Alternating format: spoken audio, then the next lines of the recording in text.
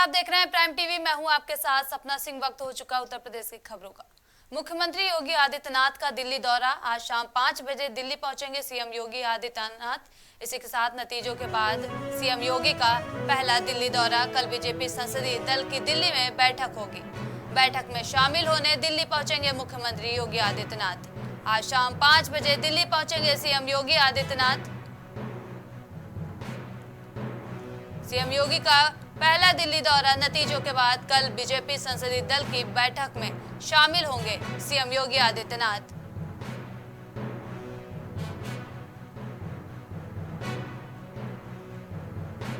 बैठक में शामिल होने दिल्ली पहुंच रहे हैं सीएम योगी आदित्यनाथ। आज शाम 5 बजे दिल्ली पहुंचेंगे।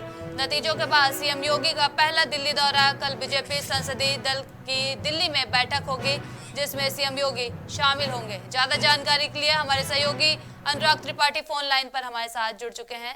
अनुराग, सीएम योगी आदित्यनाथ दिल्ली पहुंच रहे हैं, कल की बैठक में शामिल होंगे, क्या कुछ अपडेट है? देखिए, जिस तरीके से कल एक बैठक हुई है एनडीए घटक दलों के साथ, जिसमें बहुमत के आंकड़े की बात की गई है और एनडीए के पास 292 आंकड़ा है। मायने ये है कि 272 अगर जादुई जो आंकड़ा है जिससे बहुमत होना है और जिससे सरकार बननी है, उससे 20 ज्यादा सीटें हैं इनके पास। तो उसके बाद मंत्री दल की कल बैठक बुलाई गई है जिसमें सीएम योगी पहुंचेंगे, कल शिरकत करेंगे और ये जो छोटे बड़े दल हैं जो एनडीए को सपोर्ट करें।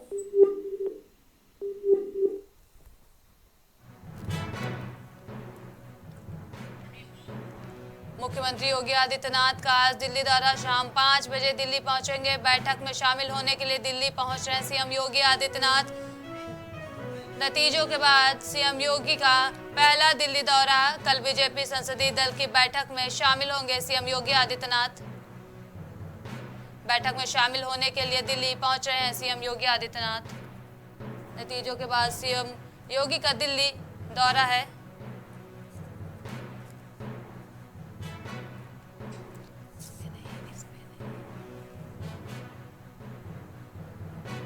मुख्यमंत्री योगी आदित्यनाथ का दिल्ली दौरा। शाम 5 बजे दिल्ली पहुंचेंगे सीएम योगी आदित्यनाथ। नतीजों के बाद सीएम योगी का पहला दिल्ली दौरा। कल बीजेपी संसदीय दल की बैठक होगी। बैठक में शामिल होने के लिए सीएम योगी आदित्यनाथ दिल्ली पहुंच रहे हैं। शाम 5 बजे दिल्ली पहुंचेंगे। नतीजों के बाद सीएम योगी पहली बार दिल्ली पहुंच रहे हैं। ज्यादा जानकारी के लिए हमारे सहयोगी अनुराग त्रिपाठी फोन लाइन पर फिर से जुड़ चुके हैं। अनुराग, सीएम योगी कल बैठक में शामिल होंगे, दिल्ली पहुंच रहे हैं शाम 5 बजे, क्या कुछ अपडेट है?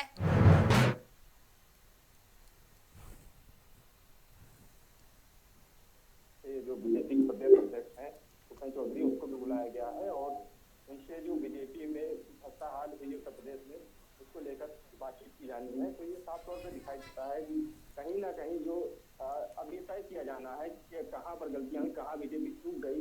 कि बीजेपी जिस तरीके से पूरी मजबूती के साथ उत्तर प्रदेश में चुनाव लड़ रही थी कि अब जीत लेगी, लेकिन ऐसा कुछ होता दिखाई नहीं दिया। सबसे बड़ी बात है कि ये सारा जो ओवर कॉन्फिडेंस था वो धरा के धरा रह गया और कोई राष्ट्रीय मुद्दा इस समय नजर नहीं आया। और सबसे बड़ी बात है, समाजवादी पार्टी 37 सीटें जीतने में कामयाब रही। कांग्रेस की बात करें तो कांग्रेस भी 6 सीटें जीत गई और बाकी 6 सीटों पर कांग्रेस मजबूती से चुनाव लड़ा और बहुत कम मार्जिन से 6 सीटें हारी। तो इस तरीके से एक तरह से बीजेपी को संसदीय चुनाव में, लोकसभा चुनाव में बाहर खदेड़ दिया गया है। तो इसके क्या कारण रहे, इस पर आज मंथन होना है और इस मंथन होने के बाद ये तय किया जाना किसकी जवाबदेही थी, किसकी जिम्मेदारी रही, जिसकी वजह से बीजेपी का जो इतना खराब रिजल्ट उत्तर प्रदेश में देखने को मिला। क्योंकि उत्तर प्रदेश में मजबूती के साथ बीजेपी लड़ती रही है। 2014 भी देखा, हमने 2019 भी देखा, लेकिन इस बार 2024 में आखिर क्या कुछ बदल गया, इस पर सबकी निगाह है। बनारस की बात करें तो बनारस में भी प्रधानमंत्री जो चुनाव जीते हैं वो 1.5 लाख के मार्जिन से जीते हैं। अजय राय जो उनके प्रतिद्वंदी थे उनको भी 4.5 लाख के आसपास वोट। तो ये देखना दिलचस्प रहेगा कि आखिर ये क्या वजह रही कि प्रधानमंत्री को लेकर के जो छवि थी 2014 की बात करें, 2019 की, उनकी ही इमेज पे पूरा चुनाव लड़ा गया और बीजेपी ने बड़ी बढ़त हासिल। लेकिन इस बार जो बहुमत का आंकड़ा है, जो 272 होता है, उस तक बीजेपी नहीं पहुंच पाई है और 240 पर सिमट के रह गई है। इसकी वजह से उससे अपने सहयोगी दलों की जरूरत पड़ गई है और ये सहयोगी दल अब मन माफिक जो डिमांड्स कर रहे हैं वो भी बीजेपी के लिए चुनौती हो गया कि उनको कैसे पूरा किया जाता है। नीतीश कुमार ने जिस तरीके से रेल मंत्रालय का पोर्टफोलियो मांगा है टीडीपी की तरफ से चंद्रबाबू नायडू ने लोकसभा स्पीकर की बात कर ली है कि उन्हें लोकसभा स्पीकर का पद दिया जाए। इसके अलावा तमाम जो अहम मंत्रालय हैं, रोड ट्रांसपोर्ट हो गया या स्वास्थ्य मंत्रालय हो गया, जी इन सबकी डिमांड की गई है। तो जाहिर तौर पर ये सब बताता है कि जो सहयोगी दल है उनको भी मौका मिल गया है कि बीजेपी से कहीं ना कहीं डिमांड की जा सके, और बीजेपी भी इस बार उनकी डिमांड मानने को लिए तैयार हो या ना हो, उसको माननी ही पड़ेगा। जी क्योंकि दिक्कत इस बार यही है कि अगर उनको सरकार में रहना है तो जेडीयू और टीडीपी की सुननी ही पड़ेगी। बाकी घटक दल है वो भी मौका छोड़ना नहीं चाहते हैं। जीतन मांझी है, उन्होंने भी कैबिनेट पद की एक मंत्री की मांग की है, और इसी तरीके से बाकी जो बात की जाए, चिराग पासवान है, वो भी चाहते हैं कि उनको कैबिनेट में जगह दी जाए। जी तो साफ तौर से क्या कुछ अब बदलाव होता है ये कल की मीटिंग में तय होगा। कल की जो बैठक होगी इसमें तय होगा कि शपथ ग्रहण का दिन क्या होगा, 8 तारीख को या 9 तारीख को। इसके अलावा यह तय होगा कि कौन से जो दल है उनको कौन कौन सा पद दिया जाना है, जी क्या कुछ उनके पोर्टफोलियो रहेंगे, इस पर चर्चा की जा रही है। लेकिन सबसे बड़ी बात यह है कि बीजेपी इस बार बैकफुट में रहे। तमाम स्टेट्स में जिस तरह से बीजेपी बड़ा प्रदर्शन करती रही है और बड़े मार्जिन से जीतती रही है, वो मार्जिन इस बार नजर नहीं आया। बीजेपी के जो घटक दल है उत्तर प्रदेश में, चाहे अपना दल सोनेलाल पार्टी हो, अनुप्रिया पटेल, मुश्किल 38,000 वोट से जीत पाई है। इसके अलावा अपना दल की एक और सीट थी राबर्ट्सगंज, वहां इनकी पोल हार ही गई। तो ये भी देखना होगा कि ये जो बाकी सहयोगी दल थे इनसे क्या गलतियां हुई, क्योंकि बड़े बयान देने में किसी ने कोई कसर नहीं। जो समाजवादी पार्टी और राहुल गांधी की जो रैलियां होती थी उसमें हम देखते थे अखिलेश और राहुल के साथ कितनी भीड़ जनसभाओं में जो उमड़ती थी, और ये भीड़ जब उमड़ती थी तो इसको वोट बैंक में तब्दील करने के लिए सारे हथकंडे राहुल गांधी और अखिलेश यादव द्वारा अपनाए जाते थे। तो आपस में कटाक्ष जरूर बीजेपी और कांग्रेस पे करती थी, लेकिन बीजेपी अपने आप को मजबूत नहीं कर पाई। ये साफ तौर पर दिखाई देता है, जिसकी वजह से एक जी तरफा वोट पड़े हैं। इस तरह से तमाम आरक्षण का मुद्दा हो या फिर हिंदू मुस्लिम की बात की जाती रही चुनाव में, इसको लेकर के तमाम गतिविधियां आपस में तेज रही, और इसी का खामियाजा बीजेपी को भी उठाना पड़ा है। बीजेपी के लिए और भी मंथन करना है कि उनकी केवल पॉलिटिक्स का क्या हुआ, जिसको लेकर के तमाम बात की जाती रही कि केवल पॉलिटिक्स इतनी मजबूत है कि अमित शाह अगर ऊपर से इशारा करते हैं तो नीचे तक वो बात जाती है, लेकिन इस बार वो बात कहाँ कामयाब नहीं हुई। इन सब चीजों पर आज इस बार मंथन होना है। कहाँ पर यूपी स्टेट की बात कर लें तो जो प्रदेश अध्यक्ष है बीजेपी के उनको ये जवाब देना है कि आखिर कहाँ कमियां रह गई, ये सबको जवाब देना है। जी अनुराग, ज्यादा जानकारी के लिए आपका बहुत बहुत धन्यवाद।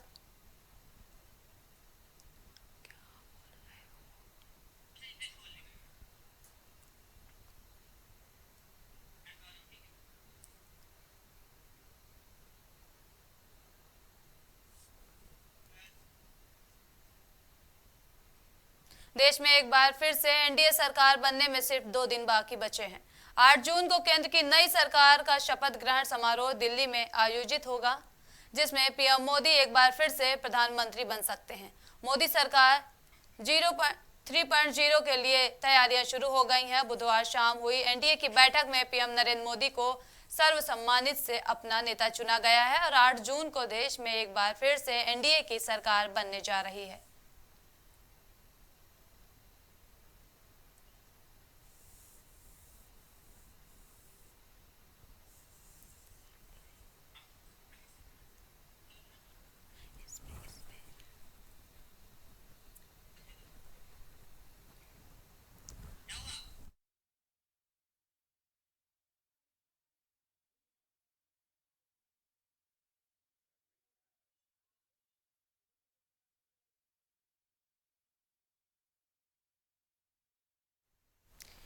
ज्यादा जानकारी के लिए हमारे सहयोगी अनुराग त्रिपाठी हमारे साथ लाइव जुड़ चुके हैं। अनुराग, बीजेपी के सहयोगी दलों की डिमांड क्या आगे जाकर बीजेपी के लिए मुसीबत खड़ी कर सकती है? जी अनुराग, हमारी आवाज आप तक आ रही है? संपर्क नहीं हो पा रहा अनुराग आपसे।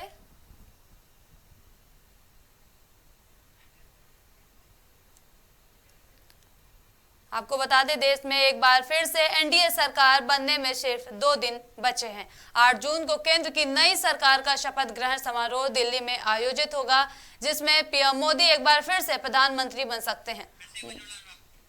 एक बार फिर से हमारे साथ हमारे सहयोगी अनुराग त्रिपाठी लाइव जुड़ चुके हैं। अनुराग, बीजेपी के सहयोगी दलों की डिमांड क्या आगे जाकर बीजेपी के लिए मुसीबत खड़ी कर सकती है? जी अनुराग, हमारी आवाज आ रही है आप तक? संपर्क नहीं हो पा रहा।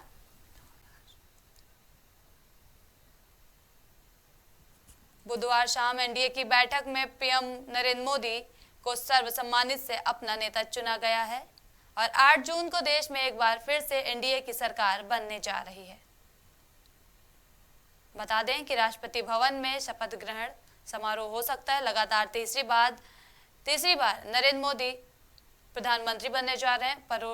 पड़ोसी देशों से शपथ ग्रहण की शुभकामनाएं भी आ रही हैं। 8 जून को पीएम मोदी प्रधानमंत्री का शपथ पत्र ले सकते हैं। आपको बताते चलें कि देश में एक बार फिर से एनडीए सरकार बनने में सिर्फ 2 दिन बचे हैं। 8 जून को केंद्र की नई सरकार का शपथ ग्रहण समारोह दिल्ली में आयोजित होगा, जिसमें पीएम मोदी एक बार फिर से प्रधानमंत्री बन सकते हैं। मोदी सरकार 3.0 के लिए तैयारियां शुरू हो गई हैं। बुधवार शाम हुई एनडीए की बैठक में पीएम नरेंद्र मोदी को सर्वसम्मानित से अपना नेता चुना गया है। ज्यादा जानकारी के लिए हमारे सहयोगी अनुराग त्रिपाठी हमारे साथ लाइव जुड़ चुके हैं। अनुराग, बीजेपी के सहयोगी दलों की डिमांड क्या आगे जाकर बीजेपी के लिए मुसीबत खड़ी कर सकती है? बिल्कुल सपना, जिस तरीके से बीजेपी में जो घटक दल है लगातार डिमांड कर रहे हैं, जो सबसे अहम घटक दल है बीजेपी की बात कर रहे हैं, दोनों की अपनी अपनी डिमांड है और की बात करें तो उनकी डिमांड राष्ट्रीय और ऐसी ही मांग जनता पार्टी से बड़ा की गई है कि आंध्र प्रदेश राज्य का दर्जा दिया जाए और साथ ही तमाम तरह की और रेल मंत्रालय मांगा है, एक तरफ से स्वास्थ्य परिवहन मंत्रालय ऐसे ही तमाम जो डिपार्टमेंट्स हैं सभी को मंत्री बनना है, क्योंकि कलाम मांझी को भी कैबिनेट मंत्री का पद चाहिए। तो इन सबको देखते हुए चिराग पासवान के पीछे नहीं है, उन्होंने भी अपनी तरफ से डिमांड की है तो भी मंत्री बनाया जाए और उनके और जाए उनको भी मंत्री पद दिया जाए। तो सबसे बड़ी बात यह है कि सबको खुश करना बीजेपी के लिए बड़ी चुनौती है आज की तारीख में। अगर सबको खुश करेंगे तो बीजेपी के अपने लोगों का क्या होगा। इसके अलावा जो बीजेपी की बात करें, 19 केंद्रीय मंत्री ऐसे रहे जिन्होंने अपनी सीट हार, तो ऐसे में सहयोगियों को मौका मिल गया है और बीजेपी मट गई है। इससे साफ दिखाई देता है कि बीजेपी अपना वो जो दिखाती थी 2014 में 2024 में करिश्मा नजर, जिसकी वजह से उसे अपने सहयोगी नहीं पड़ रही। ये पहला मौका है जब नरेंद्र मोदी को इस तरह का आगे देखना पड़ रहा है, क्योंकि इससे पहले ये दिन कभी प्रधानमंत्री ने देखा नहीं था कि 2014 या 2019 बीजेपी बड़ी मोहब्बत के साथ केंद्र में हासिल की, लेकिन इस बार माहौल कोई बदला हुआ है। माहौल बदला है तो उसका फायदा सहयोगी भी उठा रहे हैं और सभी सहयोगी जिस तरह से लगातार मुसीबत खड़ी करने का काम कर रहे हैं, सबको सब बड़े बड़े पद चाहिए, बड़े बड़े औहदे चाहिए, बड़े बड़े पोर्टफोलियो चाहिए, उससे बीजेपी जाहिर तौर से एक परफेक्ट पे है। अब देखना दिलचस्प रहेगा कल की बैठक में क्या कुछ तय हो पाता है, क्योंकि कल किस तरीके से जो बाकी जो 15 दल छोटे बड़े जिनके 21 नेता कल लिखे हुए थे एनडीए की बैठक में, उन्होंने सर्वसम्मति से प्रधानमंत्री को अपना नेता मान लिया। अब ये संसदीय बैठक जो कल तय होगा कि आखिर जो पार्टी से पहले उनको कौन कौन से दिए जा सकते हैं और क्या कुछ नया कुछ देखने को मिल सकता है। अनुराग, क्या डिप्टी सीएम बन सकता है? जी अनुराग, नीतीश कुमार का इतिहास रहा पलटने का, तो बीजेपी जो इस पे भरोसा कर रही, नीतीश कुमार पर भरोसा कर रही, कितना सही है? देखिए, नीतीश कुमार का अपना इतिहास रहा है जो बिहार में दिखता रहा है, कभी के साथ हो जाते हैं, कभी आरजेडी के साथ हो जाते हैं, कभी तेजस्वी के साथ सरकार बना लेते तो बीजेपी का बना लेते। वो जो है वो सबने देखा है उनका पूरा इतिहास, और यही सब कुछ जो है केंद्र में देखने मिल सकता है। इसीलिए इंडिया गठबंधन की इंडिया ब्लॉक भी नीतीश कुमार को टटोलने में लगी है, क्या नीतीश कुमार उनके खाते में आ सकते हैं। अभी हाल फिलहाल ऐसा कोई कुछ नहीं लग रहा है, ऐसी कोई रणनीति नहीं दिख रही है जिसकी वजह से नीतीश कुमार इंडिया ब्लॉक के, लेकिन ये भी आगे देखना दिलचस्प रहेगा कि आखिर ये सहयोग और ये गठबंधन कब तक बना रहता है। तो नीतीश कुमार मौके और घुनाने में काफी आगे रहे हैं, जब भी उन्हें अपने फायदे की कोई चीज नजर आती है वो पलट, और इसीलिए बिहार में उन्हें पलटू राम भी कहते हैं। तो साफ तौर से क्या केंद्र की सत्ता में भी काबिज होने के लिए अपना दबदबा बनाए रखती है, क्या एक बार नीतीश कुमार से पलट सकते हैं, इस पर सबकी निगाह बनी है। और सबसे बड़ी बात है जिस तरीके से उन्होंने रेल मंत्रालय मांगा है, और रेल मंत्रालय उनके पास अटल बिहारी सरकार में रहा भी था, तो इस बार लेकिन कुछ बदला सा है कि बिहार नीतीश कुमार छोड़ना नहीं चाहते। केंद्र में वो किसे भेजते हैं अपने प्रतिनिधि के तौर पर, ये भी देखना काफी दिलचस्प रहेगा। और टीडीपी जिस तरीके से तमाम मंत्रालय की डिमांड कर रही है, उन मंत्रालयों में आखिर किस किस को चंद्रबाबू नायडू बैठाते हैं, इसमें देखना दिलचस्प रहेगा। और सबसे बड़ी बात यह है कि बीजेपी कितनी बात इन लोगों की मान पाती है। काफी डिमांड है और काफी दल है जो बीजेपी के साथ जुड़े हुए हैं। 15 ऐसे दल हैं जिनकी अपनी अपनी डिमांड है, जिनको बीजेपी को पूरा करना है, तब जाके वो सरकार बनाने की हैसियत रखता है। तो ऐसे में कल संसदीय दल की जो बैठक है वो काफी अहम रहने वाली है और इस बैठक में तय होना है कि आखिर किसको कौन सा पोर्टफोलियो मिलना है, प्रधानमंत्री के साथ और कौन से मंत्री होंगे जो शपथ लेंगे, ऐसे कौन से सहयोगी दल उनके नेता होंगे जो कि उनके साथ शपथ लेते नजर आए। तमाम नेताओं पर चर्चा आज भी चल रही है और आगे भी तय होना है कि क्या कुछ आगे बदलाव होने का। जी अनुराग, ज्यादा जानकारी के लिए आपका बहुत बहुत धन्यवाद।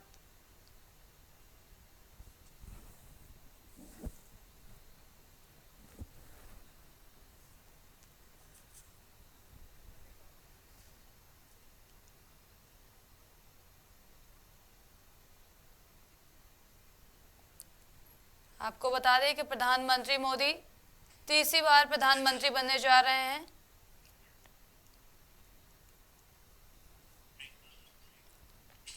लोकसभा चुनाव के नतीजे आने के बाद बुधवार को इंडिया गठबंधन दलों की पहली बैठक हुई। कांग्रेस अध्यक्ष मल्लिकार्जुन खड़गे के आधिकारिक आवास 10 राजाजी मार्ग पर हुई इस मीटिंग में सरकारी गठन की संभावनाओं और आगे की रणनीति पर चर्चा की गई। इस दौरान खड़गे ने कहा कि इस गठबंधन में उन सभी दलों का स्वागत है जो संविधान की प्रस्तावना में अटूट आस्था रखते हैं और इसके आर्थिक, सामाजिक और राजनीतिक न्याय के उद्देश्यों को लेकर प्रतिबद्ध हैं। साथ ही कांग्रेस अध्यक्ष ने यह भी कहा कि लोकसभा चुनाव का जनादेश प्रधानमंत्री नरेंद्र मोदी के खिलाफ है, लेकिन वो इसे नकारने की हर संभव कोशिश कर रहे हैं।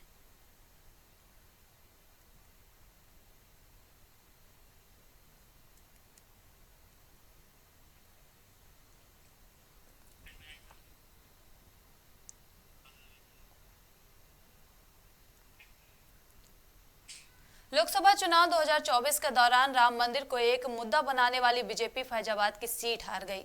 बीजेपी लगातार राम मंदिर के नाम पर वोट मांग रही थी, लेकिन माना जाता है कि पार्टी को चुनाव में इसका फायदा नहीं हुआ है। इसके उलट मतदाताओं ने स्थानीय मुद्दे पर वोट करना पसंद किया।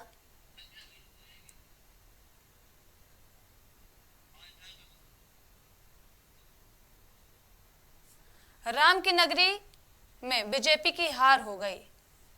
लगातार राम के नाम पर वोट मांगने पर भी वहां पर बीजेपी की जीत नहीं हो पाई। बता दें कि लोकसभा चुनाव 2024 के दौरान राम मंदिर को एक मुद्दा बनाने वाली बीजेपी फैजाबाद की सीट हार गई। अयोध्या में हार मिली है बीजेपी को। बीजेपी लगातार राम मंदिर के नाम पर वोट मांग रही थी, लेकिन माना जाता है कि पार्टी चुनाव में इसका फायदा नहीं हुआ। इसके उलट मतदाताओं ने स्थानीय मुद्दे पर वोट करना पसंद किया। बताते चलें कि राम की नगरी में बीजेपी की हार हो गई। सपा के अवधेश प्रसाद ने बाजी मार दी। लोकसभा चुनाव 2024 के दौरान राम मंदिर को एक मुद्दा बनाने वाली बीजेपी फैजाबाद की सीट हार गई। बीजेपी लगातार राम मंदिर के नाम पर वोट मांग रही थी, लेकिन माना जाता है कि पार्टी को चुनाव में इसका फायदा नहीं हुआ था। इसके उलट मतदाताओं ने स्थानीय मुद्दे पर वोट करना पसंद किया।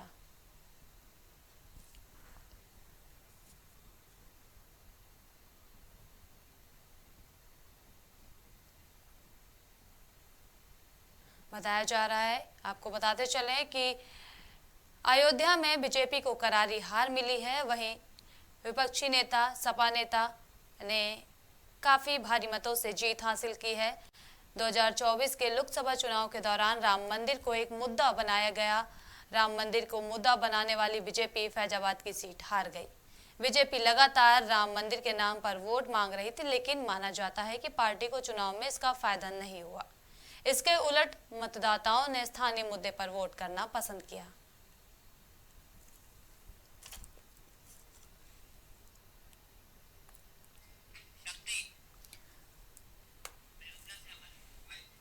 ज्यादा जानकारी के लिए हमारे सहयोगी शक्ति अयोध्या से हमारे साथ लाइव जुड़ चुके हैं। शक्ति, अयोध्या में बीजेपी को करारी हार मिली है, क्या वजह सामने आई है? प्रताप सिंह को यहाँ अयोध्या से करारी हार दिलाई है। अगर बात करें हम इतिहास की, जो मुख्य विषय और पॉइंट अगर रहे जाते हैं यहाँ पे, तो उसकी अगर हम बात करें, यहाँ पे जो जनता की नाराजगी है वो देखने को मिली है, क्योंकि प्रभु श्री राम का मंदिर जिस तरीके से भव्य बीजेपी के द्वारा बनवाया गया था, उसको लेकर के बीजेपी हम आगामी चुनाव जो आए हैं उसमें हम बुलवा लेंगे वोट, लेकिन लल्लू सिंह भी उसको लेकर के एकदम निश्चित है। वो वोटर के घर तक नहीं गए कि क्या नाम है हम वहां पे जाएं, लोगों की समस्या जो है वो देखें। और जो चौड़ीकरण हुआ था अयोध्या में, मुख्य विषय उसको भी बताया जा रहा है, जो उनके हारने की वजह जो है वो बताई जा रही है। और उनके जो बूथ अधिकारी थे वो भी गाँव में नहीं गए और बूथ पे ही अपने बैठे रहे, लोगों से मिले नहीं। उसी उलट अवधेश प्रसाद जो थे यहाँ के, वो घर घर में जाके योजनाएं की, घर घर में जाके लोगों से बात की, कैंपेनिंग किया उन्होंने। जिस तरीके से बीजेपी सोच रही थी कि अयोध्या में बीजेपी के नाम पे वोट पड़ जाएगा, उसी के उलट जो परिणाम थे वो करारी हार का जो है अयोध्या में बीजेपी को करने को मिला है यहाँ पर। और अगर हम मुख्य परिणामों की बात करें यहाँ पे अयोध्या में, तो जो उनके हार की मुख्य वजह रही है वो सबसे पहला तो अयोध्या में जो चौड़ीकरण होना था, उस चौड़ीकरण को लेकर के लोगों में खासा नाराजगी चल रही थी।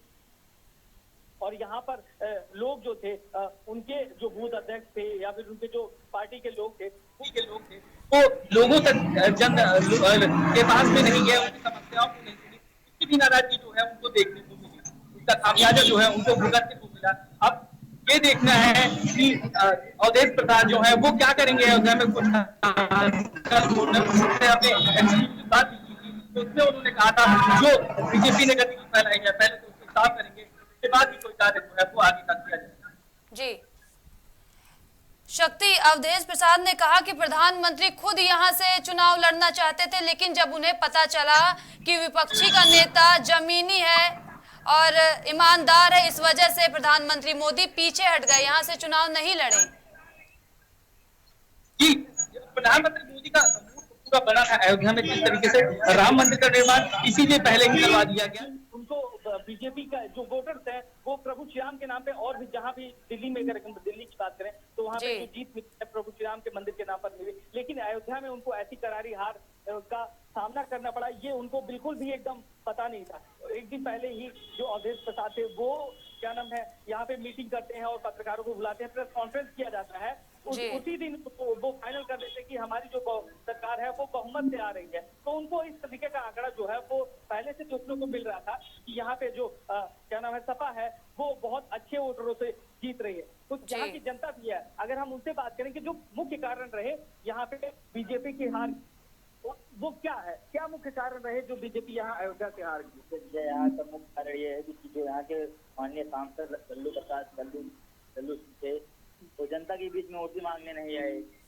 हाँ, फिर यहाँ विकास क्या हुआ बताइए? कोई विकास नहीं किया। सांसद जी क्या घर पे लोगों से जाते नहीं जाते, मिलने तक नहीं, किसी काम से जाओ तो सांसद मिलते ही नहीं चलते, सांसद मिलने कहीं चलते। इस तरीके से अयोध्या के वोटरों का कहना है कि यहाँ पर अगर सांसद जी जो है उनके घर पे जाते थे तो वो सुनते नहीं थे, मेले तक नहीं जाते थे वोटरों के बीच, तो उसका जो खामियाजा है वो उनको भुगतने को मिल गया। जिस तरीके से करारी हार अयोध्या में मिली बीजेपी को, तो उसका जो है परिणाम आप लोगों ने देखा। जी शक्ति, राम मंदिर के नाम का ओवर कॉन्फिडेंस बीजेपी को ले डूबा यहाँ अयोध्या में, यही वजह है? जी, राम मंदिर के नाम पर ओवर कॉन्फिडेंस तो था ही, क्योंकि जिस तरीके लोग अपने प्रत्याशी के घर पे जरूर जाते हैं और लोगों के बीच में जाते हैं, तो लल्लू सिंह को भी यही लगा था कि वो राम मंदिर के नाम पर जीत जाएंगे, इसलिए वो अपने घर पे बैठे रह गए और जनता ने उनको बायकॉट कर दिया। जी शक्ति, ज्यादा जानकारी के लिए आपका बहुत बहुत धन्यवाद।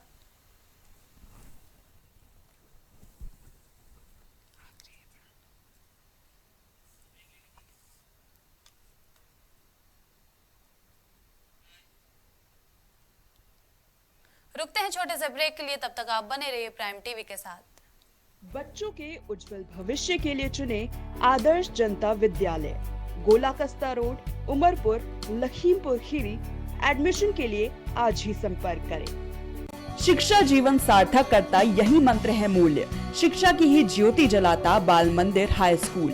बच्चों के सुनहरे भविष्य के लिए आज ही चुने Bal Mandir high school, Jabalpur road, Deori, जिला Raisen. Admission open. Cosmo laser dental clinic and dental implant centre जो देता है आपको वर्ल्ड क्लास की बेहतरीन डेंटल सुविधाएं। पता प्रथम तल, वृंदावन टावर, ऑपोजिट होटल जेके palace, civil lines, Prayagraj, Uttar Pradesh. संपर्क करें 3938882172। डिंडौरी में अब तक का सबसे बड़ा डिज्नीलैंड मेला और हैंडलूम हैंडीक्राफ्ट बाजार का भव्य शुभारंभ हो चुका है, जिसमें मौत का कुआं और तमाम झूले शामिल हैं। समय शाम 4 बजे से रात 10 बजे तक। स्थान उत्कृष्ट विद्यालय ग्राउंड, डिंडौरी। ग्वालियर शहर का जाना माना पैलेस, शानदार फैसिलिटीज और एयर कंडीशन रूम्स की अवेलेबिलिटी। तो देर किस बात की, आज ही संपर्क करें जनकपुरी पैलेस और श्रीराम इवेंट, जनकपुरी प्लाजा, दाने बाबा रोड, शताब्दीपुरम, ग्वालियर। सालों से लोगों की स्वास्थ्य का रखा ख्याल, लोगों को जिनसे मिलता है बेहतर उपचार। Doctor Shri Krishna Singh Yadav, consultant physician, जिला चिकित्सालय के सामने, रोशन कुटीर, मुरैना। फिजियोथेरेपिस्ट नजमा खान की फिजियोथेरेपी के माध्यम से पाए पुराने से पुराने दर्द से तुरंत निजात। सीरा best health care happy family, पता डोंगरपुर नहर, MS रोड, कैलारस, मुरैना, मध्य प्रदेश। दशकों से प्रयागराज के विश्वसनीय शैक्षणिक संस्थानों में से एक वैभव क्लासेस, जहां मिलता है शिक्षा का बेहतर एनवायरनमेंट अनुभवी शिक्षकों के साथ। पता near auto sales building, civil lines, Prayagraj. Break के बाद स्वागत है, बढ़ते हैं खबरों की ओर। लोकसभा चुनाव में भाजपा का प्रदर्शन गिरने के बाद अब प्रदेश मंत्रिमंडल और संगठन में बदलाव तय माने जा रहे हैं। इसे लेकर सियासी गलियारों में चर्चाएं शुरू हो गई हैं। दिल्ली में नई सरकार बनने के बाद सबसे पहले राष्ट्रीय स्तर पर संगठन में बदलाव होंगे, इसके बाद प्रदेश में बदलाव किए जाएंगे। दरअसल लोकसभा चुनाव में प्रदेश की सभी 80 सीटों को जीतने का लक्ष्य लेकर चुनाव मैदान में उतरी भाजपा को उम्मीद के विपरीत मात्र 36 सीटें ही मिल सकी हैं, यानी पिछले चुनाव की तुलना में पार्टी को इस बार 30 सीटों का नुकसान उठाना पड़ा। कहा जा रहा है कि संगठन ने जमीनी स्तर पर उस तरह से काम नहीं किया जिस तरह की जरूरत थी। इसे लेकर प्रदेश संगठन में फेरबदल को लेकर सुगबुगाहट शुरू हो गई है।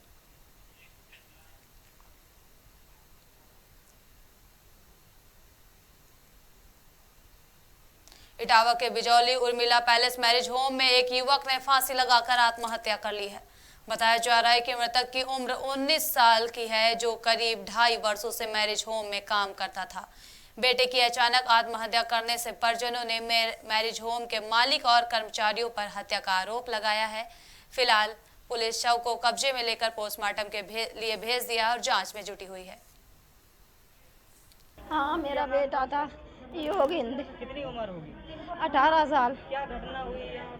यहाँ मुझे कुछ पता नहीं। जब हम यहाँ आएंगे, जब मेरे पास खबर गई है तो बेटा मेरा मरा मिला मुझे यहाँ। सूचना किसने दी थी? नहीं ने, मेरा जो मालिन ने। लटका हुआ देखा था? नहीं देखा हमने, लटका हुआ अपना बेटा नहीं देखा, धरती में पड़ा हुआ देखा। जब आप आए थे तो डेड बॉडी कहाँ पड़ी थी? कमरे में। कमरे में? हाँ। तो क्या बताया इन लोगों ने? हमें कुछ नहीं बताया। कुछ नहीं बताया? नहीं। तो आपका क्या आरोप है? मेरा बेटा मारा हुआ है। हत्या करी? हाँ, मेरा बेटा पंखा पे पहुँचे नहीं पाएगा, मेरा बेटा मारा हुआ है।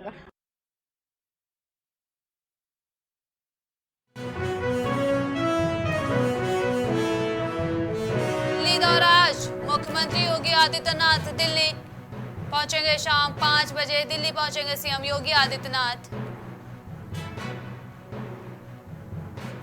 नतीजों के बाद सीएम योगी का पहला दिल्ली दौरा। नतीजों के बाद सीएम योगी पहली बार दिल्ली दौरे पर हैं। आज शाम 5 बजे पहुंचेंगे। कल बीजेपी संसदीय दल की दिल्ली में बैठक होगी, जिसमें सीएम योगी आदित्यनाथ भी शामिल होंगे।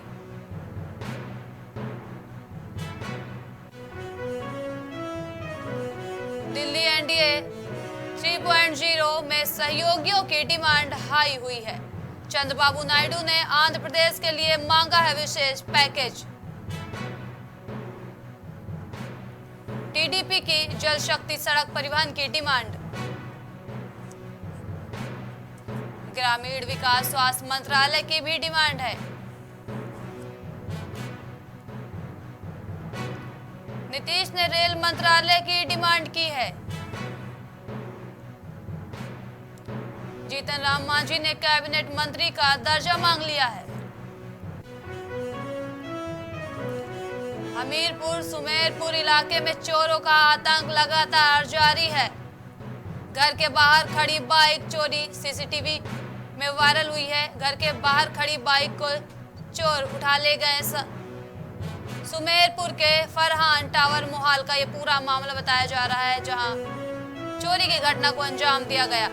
दिल्ली यूपी में बीजेपी को मिली करारी हार पर जवाब तलब। दिल्ली में यूपी प्रभारी बीजेपी भूपेंद्र चौधरी दिल्ली तलब किए गए हैं। यूपी में बीजेपी 33 सीटें ही जीत पाई है। बीजेपी के सहयोगी दल भी सीट जीतने में नाकाम रहे हैं। यूपी में बीजेपी प्रभारी से अलकमान से जवाब मांगा गया है। यूपी में बीजेपी को करारी हार, 33 सीटें ही जीत पाई। मुख्यमंत्री आवास पर चल रही मीटिंग हुई खत्म। मुख्यमंत्री आवास पर चल रही मीटिंग खत्म हुई। सीएम योगी के अध्यक्षता में हुई है बैठक। बिजली और ट्रांसपोर्ट पर मुख्यमंत्री ने निर्देश जारी किए हैं। प्रदेश में 24 घंटे बिजली उपलब्ध कराई जाए। सीएम योगी आदित्यनाथ ने कहा है कि प्रदेश में 24 घंटे बिजली उपलब्ध कराई जाए। सड़क दुर्घटनाओं पर मुख्यमंत्री ने नाराजगी जताई है। परिवहन और यातायात विभाग दुर्घटनाएं रोके। सीएम योगी आदित्यनाथ ने कहा है प्रदेश में 24 घंटे बिजली उपलब्ध कराई जाए। एसीएस और प्रमुख सचिवों ने अपनी कार्य योजना बताई है। सभी विभागों के बजट कार्य योजना पर चर्चा भी हुई है। निवेश को लेकर मुख्यमंत्री ने अफसरों को फिर से एक बार चेताया है। उद्योगों के लिए नीतियों को सरल बनाएं अफसर, सीएम योगी आदित्यनाथ ने कहा है। कानून व्यवस्था पर निरंतर काम करने की जरूरत है, सीएम योगी आदित्यनाथ ने कहा है। पुलिस और गौ तस्करों के बीच मुठभेड़ हुई। अंबेडकर नगर से खबर सामने आ रही है। 3 तस्करों को पुलिस ने गिरफ्तार कर लिया है। मुठभेड़ के दौरान ट्रक पर गोवंश लाद कर गैर जनपद ले जा रहे थे तस्कर। इसी बीच पुलिस और तस्करों के बीच मुठभेड़। शक होने पर बसखारी पुलिस ने ट्रक का पीछा किया। अपने को गिरता देख तस्करों ने पुलिस पर फायरिंग कर दी थी। पुलिस की जवाबी कार्रवाई में 2 गौ तस्करों के पैर में गोली लगी है। बसखारी थाना क्षेत्र के नई बाजार के पास ये मुठभेड़ हुई है। राष्ट्रीय राजनीति में सक्रिय होंगे अखिलेश यादव।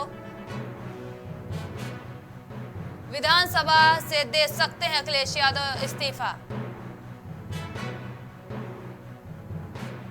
कन्नौज लोकसभा सीट से बने रहेंगे सांसद अखिलेश यादव। यूपी में नया नेता प्रतिपक्ष चुना होगा। शिवपाल यादव को मिल सकती है जिम्मेदारी।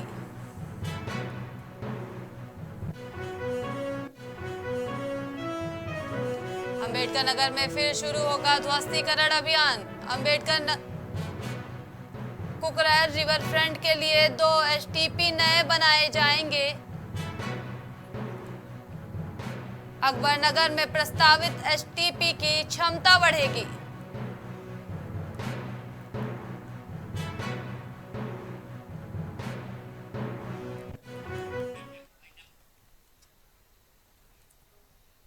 उत्तर प्रदेश की खबरों में अभी के लिए इतना ही। देश और दुनिया की तमाम बड़ी खबरों के लिए देखते रहिए प्राइम टीवी। कुछ भाव पुष्प। आप देख रहे हैं प्राइम टीवी, सच साहस सरोकार। BabaSahebShadi.com ये पोर्टल वेबसाइट शादी विवाह के रिश्तों के लिए ये बहुत ही भरोसेमंद और बेहतरीन पोर्टल वेबसाइट है। अभी तक बहुत सारे लोगों ने इस पर भरोसा किया है और मनचाहा रिश्ता पाया है। ये पूर्णतः सुरक्षित है। आप आज ही अपना निशुल्क पंजीकरण कराएं और मनचाहा रिश्ता पाएं। गोयल सुपर स्पेशलिटी हॉस्पिटल आपके लिए लेकर आया है world class heart care facilities, जहां होता है हार्ट समेत सभी बीमारियों का बेहतर इलाज। संपर्क करें अयोध्या रोड, चिन्हट, लखनऊ। मां सरस्वती शिक्षण संस्थान मदुरी, राजकीय मान्यता प्राप्त विद्यालय, जहां होता है भविष्य निर्माण। एडमिशन के लिए आज ही संपर्क करें और अपने बच्चों को दिलाएं बेहतर शिक्षा। जिला Kheri, Uttar Pradesh. MGM hospital and research centre, advance neuro and spine surgery centre. आपका स्वास्थ्य ही हमारी प्राथमिकता। पता Jhalwa, Prayagraj. M planet digital world लेकर आया है इलेक्ट्रिक स्कूटर की दुनिया में नई क्रांति। बेहतर कंफर्ट, आधुनिक सुविधाओं से लैस रोड का नया बादशाह। इलेक्ट्रिक स्कूटी अपनाए, प्रदूषण को कहे बाय बाय। पता प्रोफेसर कॉलोनी, कमला नगर, आगरा। मस्तिष्क मनोरोग, नस एवं नशा मुक्ति के विशेषज्ञ डॉक्टर राकेश पासवान। पता Sitaram hospital, Darbhanga colony, Lowther road, Prayagraj. खोज करी भोजपुरी के पहला story telling mobile app Yayavari via Bhojpuri play store से और डूब जाएं दुनिया भर के कहानियन के अद्भुत सागर में आपन भाषा भोजपुरी में। यायावरी वाया भोजपुरी, कथा कहानी आपन